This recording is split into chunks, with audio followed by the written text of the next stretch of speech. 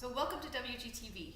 Okay, so what I want to talk today about is rosé wines. And the first thing I want you to know is that this is a serious wine style and they are so much fun and they definitely have a place on your table, in your glass, especially in summertime. And once you get into the world of rosés, you're not going to be able to live without them, and you are just going to have so much fun trying the flavors and experiencing the colors that all these wines have to offer you and at your table. So the wine that I have here with me today is Chateau Paradis, and it is a beautiful rosé wine from the south of France.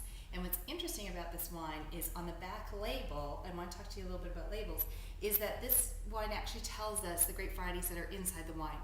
Now this is a blend of Cabernet Sauvignon, Grenache, and Sauvignon Blanc, which is interesting because you might be thinking, why is there a white grape in that rosé? The white grape's actually going to add a little bit of acidity, so that little bit of mouth-watering sensation to this, and give it some punch. Rosé wines, it's important to know we're always going to serve them chilled. They're this great crossover wine between white and reds. So when we chill them down, they're going to bring some life to the party, so to speak, and they'll refresh your palate, but still use some fruit flavor that the red wines bring to the table when you have a full-bodied red. So let's take a look first at this beautiful color, and for a change, I'm actually wearing a white top, so we can use the back of my shirt here to showcase how beautiful this wine is. And you can see this is almost like the palest color of peach or salmon, depending on where your color tones are. But rosés can come in anything from something so light as this to something deep, almost kind of strawberry-like. So don't be afraid of the different colors. They don't sort of indicate a sweetness level necessarily. Rosés are traditionally dry and they are fresh and they're from hot climates. From a historical point of view, we don't know the country that first made them, though it's thought that potentially the Greeks were the first ones to do rosé, but we don't know for sure. But let's take a look.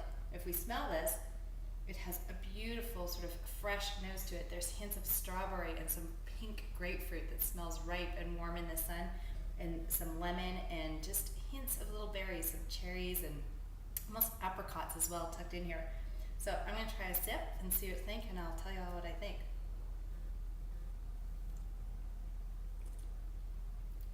So this wine just comes alive in your mouth. It's a great finish. My mouth is watering right at the back here where I want it to feel cool and refreshed in the summer. I have all this great flavor, huge amount of pink grapefruit flavor and apricots, and just the slightest bit of strawberries on my tongue. This is making it pop and come alive. It's kind of like grown up pop rocks, if you will, and that is just so fresh. So for this, you have to imagine you're in the south of France and this beautiful glass of wine is poured for you. And so try this with like seafood or just simple seared scallops and grilled shrimp or just fabulous chicken.